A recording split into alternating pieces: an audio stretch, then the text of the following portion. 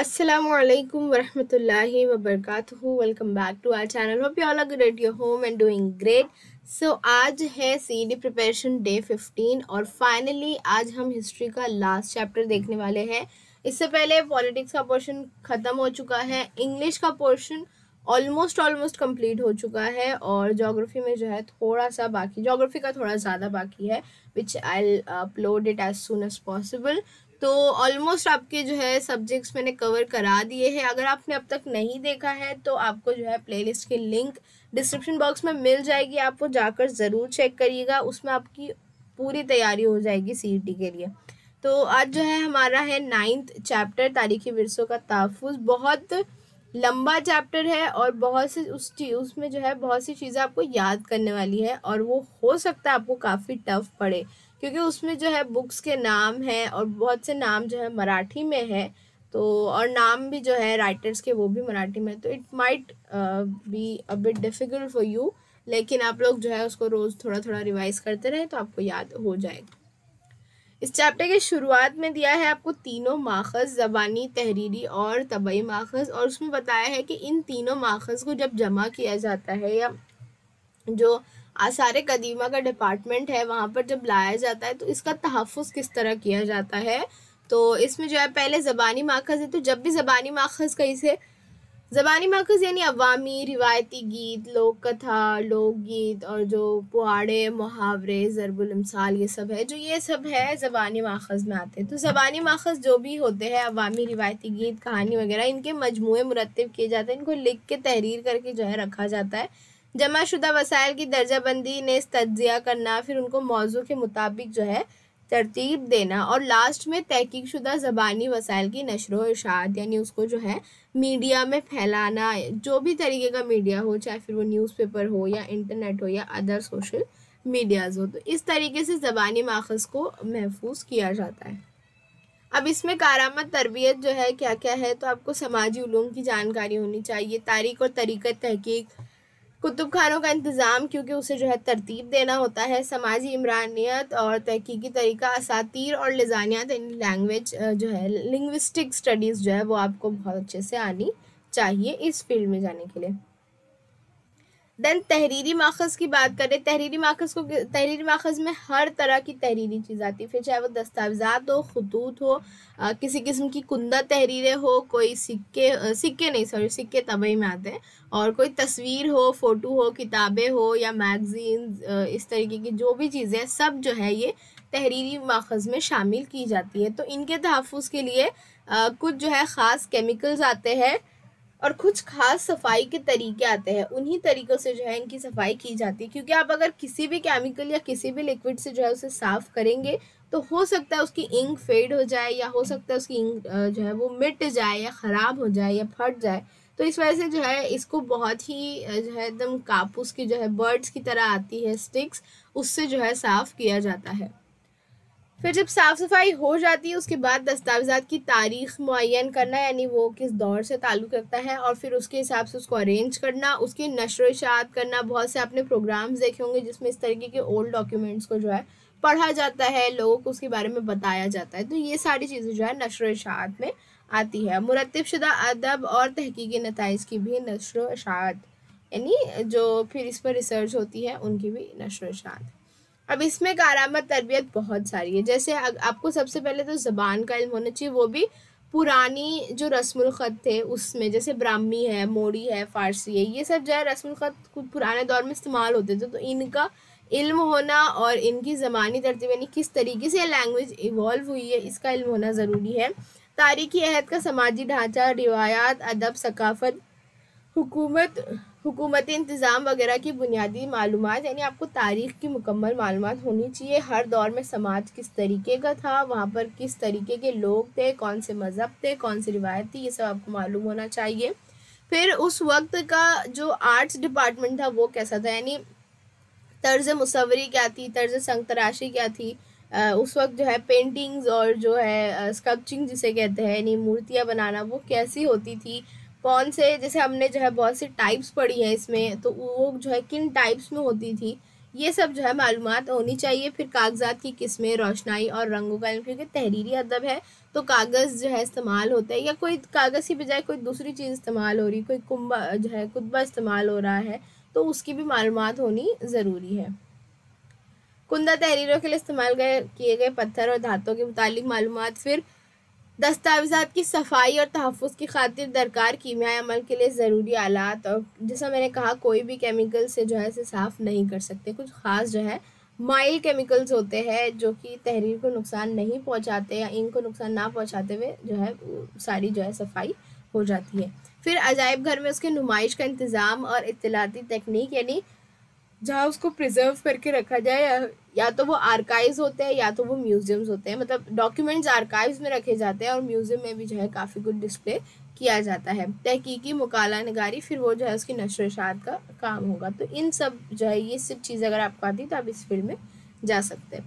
Then है तबई माखज़, यानी जो भी चीज़ें मटेरियलिस्टिक है इसमें जो है फिर सिक्के, लिबास, ज्वेलरी, इमारतें, सब कुछ आ जाता है। कदीम अशिया की ज़ख़ीरा अंदोज़ी, ज़माने और नौयत के लिहाज से उसकी जमात बंदी और फहरिस्त साजी, यानी पहले आप उसका टाइम पीरियड सेलेक्ट करें, फिर उस टाइम पीरियड के अकॉर्डिंगली उसकी पूरी लिस्ट बनाएं, फिर उसकी जो है सफाई होगी कीमियाई अमल से। अहम कदीम अशिया या उनकी नकलों की नुमाइश, बहुत से म्यूजियम्स जो होते हैं वो ओरिजिनल यानी जो एक्चुअल चीज़ है उसकी रेप्लिका जिसे कहते हैं उसकी नकल बनाकर उसकी नुमाइश करते हैं, ताकि लोगों को जो है पता भी चल जाए और वो असली चीज़ जो है चोरी ना हो या महफूज ही रहे। कदीम अशिया से मुतालिक तहकीकी मुकाले शाये किए जाते हैं। आप लोगों ने इस पर भी काफ़ी शोज़ बनते थे, जो हिस्टोरिकल चीज़ें हैं वो जो है वो लोग उन चीज़ों की रिसर्च करते हैं, उसके बारे में मालूमात देते हैं, उसका जो है इम्पैक्ट बताते हैं, या वो किस तरीके से जो है रिलेवेंट है आज के ज़माने से, किस तरीके से ताल्लुक़ रखता है, वो चीज़ें बताते हैं। फिर अगर नबातात और जानवरों के बाक़ियात हैं तो उनकी जमातबंदी, उनकी फहरिस्त साजी करना और उनकी नकलें पेश करना। तो ये जो है पूरा आता है तबई माखज़ में।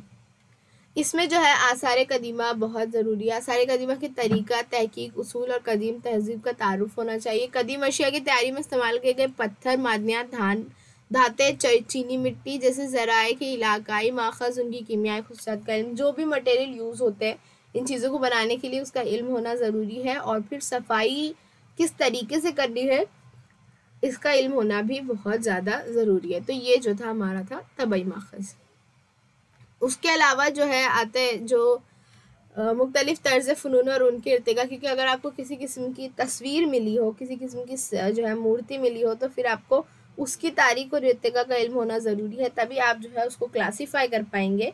और कदीम अशिया की जानदार नकल तैयार करने की महारत, बहुत सी जो है चीज़ों की नकलें मार्केट में इतनी सफाई से बनाई गई है कि आप जो है हार्डली ही फ़र्क कर सकें कि ये असली है या नकली चीज़ है। तो उस तरीके की जो है चीज़ें बनाने में भी बहुत महारत लगती है, बहुत बारीकी देखी जाती है, तो वो भी जो है कारामद तरबियत में आते हैं। और इत्तलाती तकनीक और नुमाइश का इंतज़ाम यानी मैनेजमेंट, और फिर नशो इशात, तो ये तो हर फील्ड में ज़रूरी ही है। अब आते हैं हम म्यूज़ियम की तरफ। यहाँ पर आपको कुछ म्यूज़ियम्स की इन्फॉर्मेशन दी गई थी, जिसमें जो है काफ़ी सारे म्यूज़ियम्स इस तरीके से थे कि जो है यूरोप के जितने भी शाही ख़ानदान थे उन्होंने जिन जिन ममालिक पर कब्ज़ा किया था वहाँ से जो है वो चीज़ें जमा करके लाते थे, और वहाँ से फिर जो है म्यूज़ियम का कंसेप्ट आया। और मतलब वो चीज़ें वो लोग नुमाइश में रखते थे, दिखाते थे, एग्जीबिशंस होते थे। तो फिर बाद में जो है वो धीरे धीरे फिर म्यूज़ियम का कंसेप्ट आने लगा। म्यूज़ियम्स जो है नए नए बनने लगे, जिसमें से कुछ जो है आपको यहाँ पर दिए गए हैं। सबसे पहला है फ्रांस का लूवर अजायब घर। तो 18वीं सदी में ये पेरिस यानी जो है फ्रांस मुल्क है, पेरिस सिटी है, 18वीं सदी में क़याम इसका अमल में आया था। और इसकी खुसूसियात क्या है?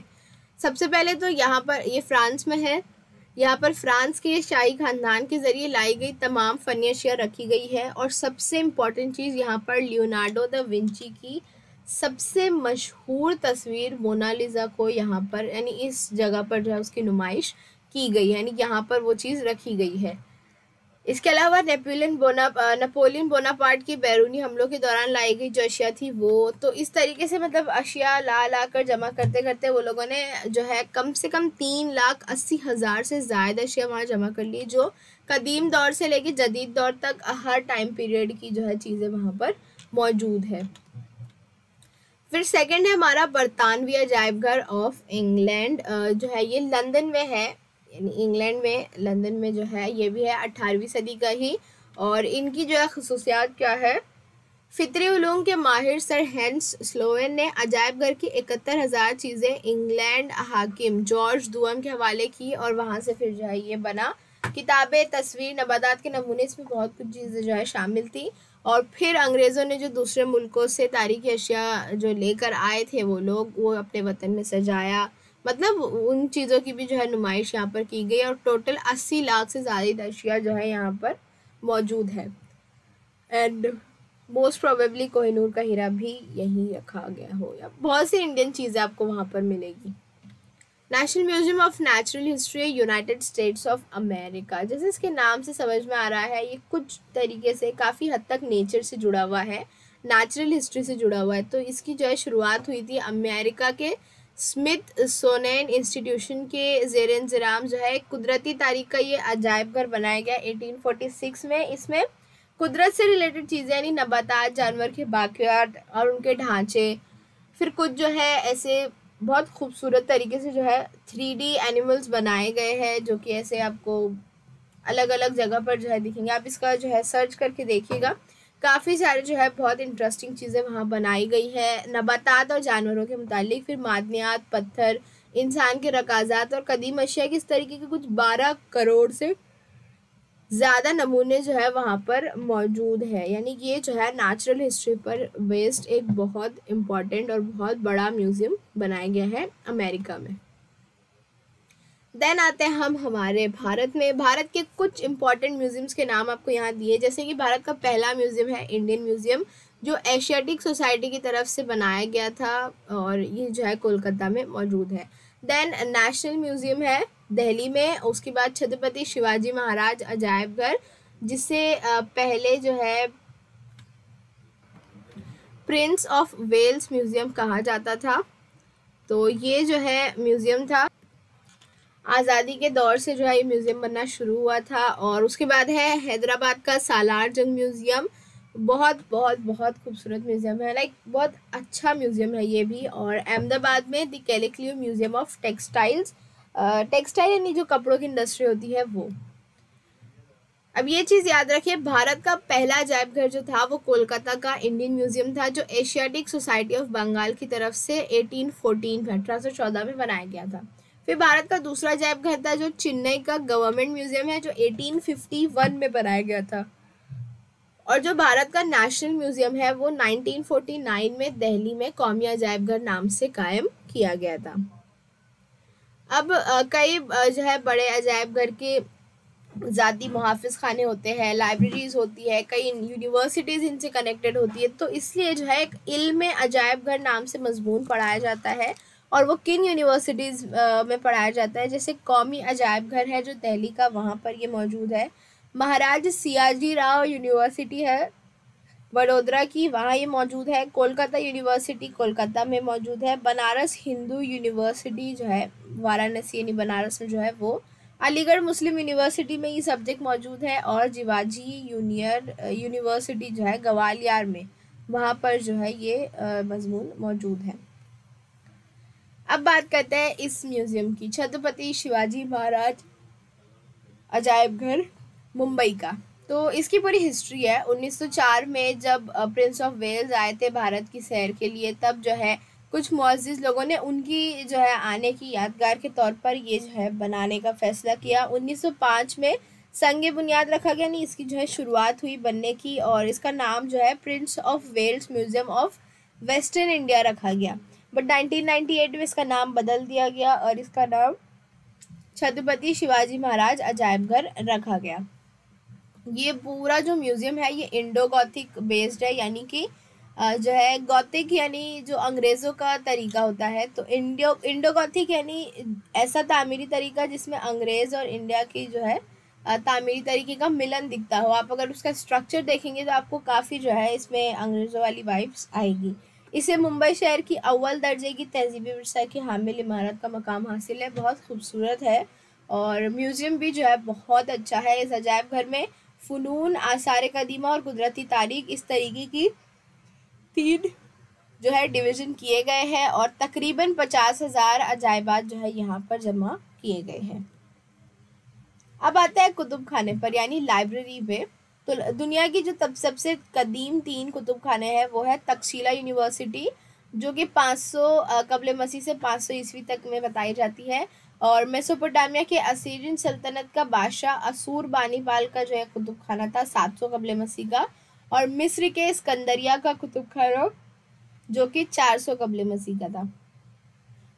फिर भारत की बात करें तो एक बहुत इम्पोर्टेंट कुतुब खाना जो बताया गया यहाँ सरस्वती महल कुतुब खाना, जो कि तमिलनाडु के तंजावुर में है, और 16वीं 17वीं सदी के जो है नायक राजा भोसले ने तंजावर जीत कर जब खुद मुख्तार हुकूमत कायम की तब जो है ये बना था। फिर वेंकोजी राजा भोसले और उनके जो आने वाले बाद में थे उन्होंने जो है इसको ज़्यादा से ज़्यादा फ़रोग दिया, जिसमें एक इम्पॉर्टेंट नाम आता है शरफूजी राजे भोसले का, और इसी एजाज़ में जो है 1918 में इस कुतुब खाने को शरफूजी राजा भोसले का जो है नाम दिया गया। इस कुतुब खाने में कुल 49,000 यानी 49,000 बुक मौजूद है।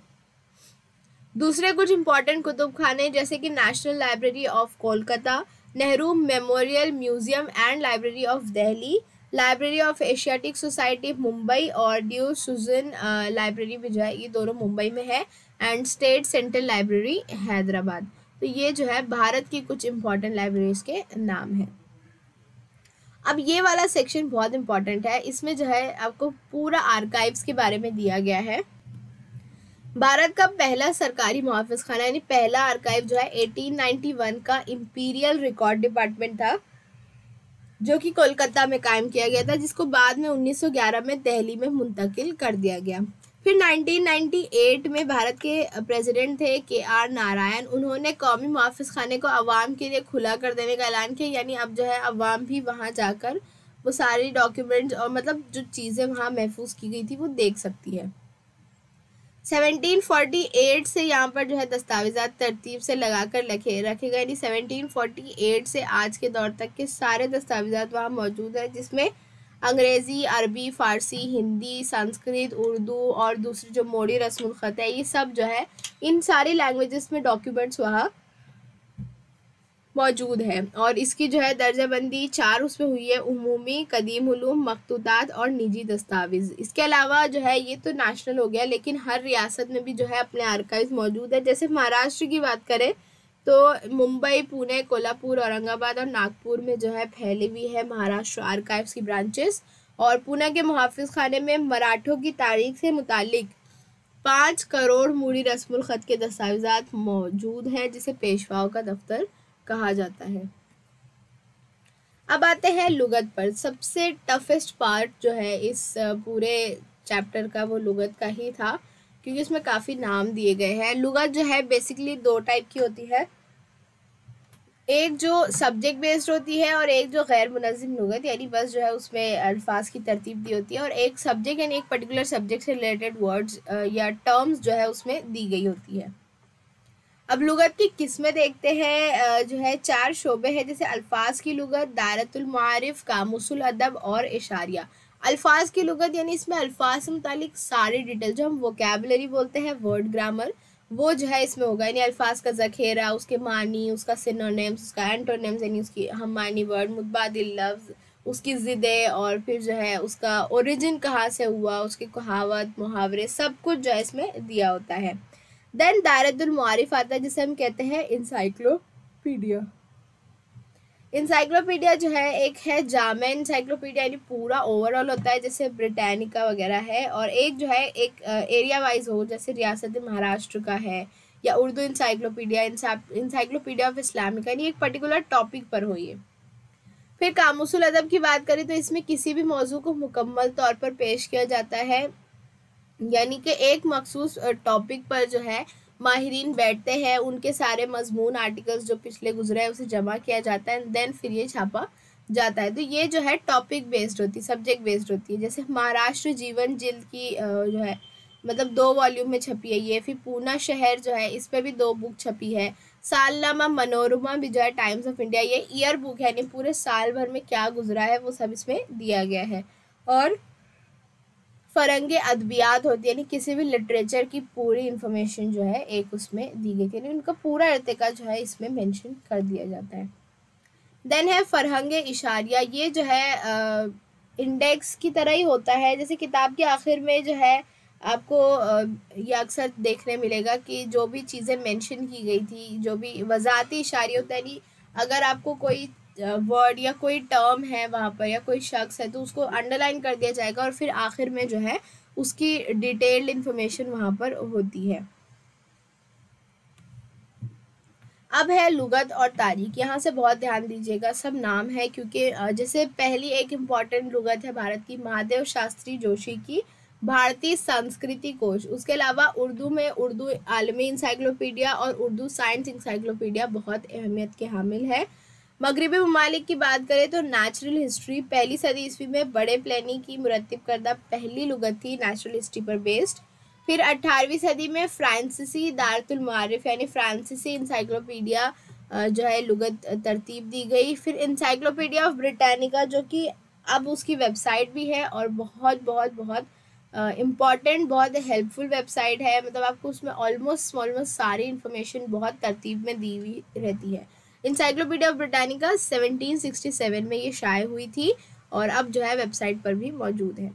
फिर 7वीं सदी कबले मसीह भारत की बात करें तो निघंटू और धातुपाठ नामी लुगत जो है शाये हुई 7वीं सदी ईस्वी में। और 7वीं सदी हाँ ऐदे-वस्ता में जब बात करें यानी ये पुराने दौर हुआ। फिर ऐदे-वस्ता के टाइम में एक महानुभाव फिरके की लुगत नवेसी हुई थी जिसमें छत्रपति शिवाजी महाराज के दौरे हुकूमत की जो है सारी हुकूमती मामलात की ये लुगत है। फिर रघुनाथ भास्कर गोडसे का कदीम तारीखी अदब था 1876 का। और कदीम भारतीय अदब यानी कि इस कदीम तारीख़ी अदब यानी जो तारीख़ में जितने भी मशहूर लोग गुज़रे हैं, जो भी मशहूर इलाके गुज़रे हैं, हुकूमतें गुज़री है, मज़हब गुज़रे हैं, उन सब की मालूमात इसमें दी गई थी। देन इंसाइक्लोपीडिया तारीख़ आलम जो है गुलाम रसूल मोहर की जो है मशहूर है, काफ़ी मशहूर है, ये तो आपको ऑलमोस्ट जो है सारे ही बड़े बुक स्टोर्स पर मिल जाएगी। श्री धरवेंकटेश कीतकर की महाराष्ट्री इल्मी लुगत है जो कि महाराष्ट्र इल्मी आपको नाम से समझ में आ रहा है कि महाराष्ट्र में मराठी के फ़रोग के लिए जो है ये लिखी गई थी और 23 जिल्दें हैं, इसे 23 वॉल्यूम में ये शाये हुई है। देन सुदेश्वर शास्त्री चित्राओं ने जो है भारतीय चरित्र कोश मंडल की बुनियाद डाली और इसके अंडर जो है उन्होंने 3 बुक लिखी। पहली थी भारतीय कदीम सवाने लुगत यानी दौरे कदीम की बातें, फिर भारतीय अहदे वस्ता की लुगत जिसमें अहदे वस्ता की थी मिडिवल पीरियड, और भारतीय जदीद अहद की सवाने लुगत यानी कि जो जदीद अहद का भारत था उसकी। तो ये 3 जो है इन्होंने लिखी थी। फिर उर्दू इंसाइक्लोपीडिया जो है 8 वॉल्यूम पर बेस्ड बुक है और इसका हर वॉल्यूम जो है एक पर्टिकुलर सब्जेक्ट से रिलेटेड है। जैसे एक बुक जो है लिटरेचर पे है, देन एक पॉलिटिक्स, एक सोशल साइंस पर, एक मैथ्स पर, इस तरीके से। और इसमें जो है मुख्तलिफ शख्सियात का, वाक़यात का, मादों का, मकामात का जिक्र जो है तफसील से किया गया है। फिर आते हैं वापस महानुभाव फिरके में, तो इनके मनी व्यास करके है जिनकी एक तख्लीक करदा किताब है स्तान पूथी जो कि 14वीं सदी में है। तो इनमें जो है महानुभाव फिरके के मुबल्लिग यानी जो मज़हब को फैलाते हैं, फ़रोग देते हैं, तो वो जो है श्री चक्रधर स्वामी जो है जिन जिन गाँव में गए उन्होंने मज़हब के इशाअत के लिए, तो उन गाँव के जो भी तफसीलात थी वो इसमें उन्होंने तहरीर की है। देन है कुछ और अहम लुगत जो है जैसे कि मौसीकारी और फ़नकारों की तारीख जो है लक्ष्मण दत्तात्रेय जोशी ने लिखी है।